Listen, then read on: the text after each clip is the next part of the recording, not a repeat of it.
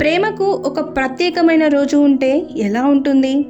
అవును, అదే ఫిబ్రవరి 14 Valentine's day. ప్రపంచవ్యాప్తంగా ఈ రోజును ఎంతో ఆనందంగా ఆప్యాయంగా జరుపుకుంటారు. కానీ అసలు ఈ రోజు ఎందుకు ప్రారంభమైంది, ఎలా ప్రారంభమైంది అనేది మనం ఇప్పుడు తెలుసుకుందాం.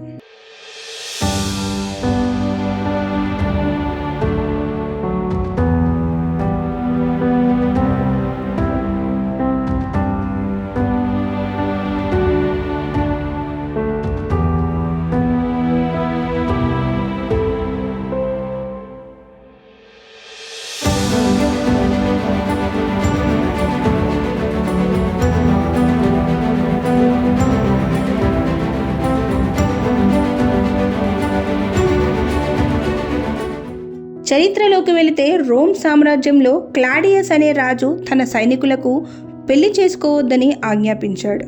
వివాహం సైనికుల బలాన్ని, తెలివితేటలను ప్రభావితం చేస్తుందని, అది వారిని యుద్ధ సమయంలో బలహీనపరుస్తుందని అతను నమ్మాడు. అందుకే అతడు తన సైనికులకు, అధికారులకు వివాహాలను నిషేధించాడు. కానీ ప్రేమను గౌరవించిన సెయింట్ వాలంటైన్ మాత్రం రహస్యంగా జంటలకు వివాహాలు జరిపేవారు. అయితే రోమ్ రాజు నుంచి తీవ్ర వ్యతిరేకత ఉన్నప్పటికీ సెయింట్ వాలంటైన్ దీనికి అంగీకరించలేదు. చక్రవర్తి ఆదేశాలను అతను ధిక్కరిస్తూ రహస్యంగా ప్రేమికులకు వివాహం చేయడం ప్రారంభిస్తాడు. ఈ విషయం క్లాడియస్ చక్రవర్తికి తెలియగానే సెయింట్ వాలంటైన్ను అరెస్టు చేసి ఫిబ్రవరి 14, 269 సంవత్సరంలో అతనికి మరణశిక్ష విధిస్తారు. ప్రేమ కోసం తన ప్రాణాలను సైతం అర్పించారు. అయితే సెయింట్ వాలంటైన్ తాను జైల్లో ఉన్నప్పుడు జైలర్ కుమార్తెతో ప్రేమలో పడ్డాడని, ఉరి తీయడానికి ముందు సెయింట్ వాలంటైన్ జైలర్ కుమార్తెకు ఒక లేఖ రాశారని, అందులో చివరిలో మీ వాలంటైన్ అని రాశారని చెబుతారు. అప్పటి నుంచి ఈ రోజును ప్రేమ, అంకిత భావానికి చిహ్నంగా పరిగణిస్తారు.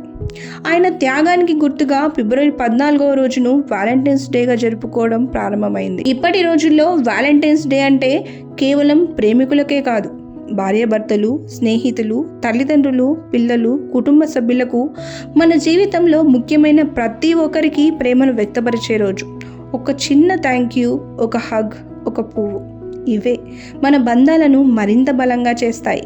వాలంటైన్స్ డే మనకు ఒక ముఖ్యమైన సందేశాన్ని ఇస్తుంది. ప్రేమ అనేది కేవలం మాటల్లో కాదు, మన చర్యల్లో ఉండాలి. ప్రేమ అనేది జీవితంలో అత్యంత గొప్ప భావన. మనం మన జీవితంలో ఉన్న ప్రతి ఒక్కరిని గౌరవించి ప్రేమను పంచుకుంటే ప్రపంచం మరింత అందంగా మారుతుంది. Happy Valentine's day.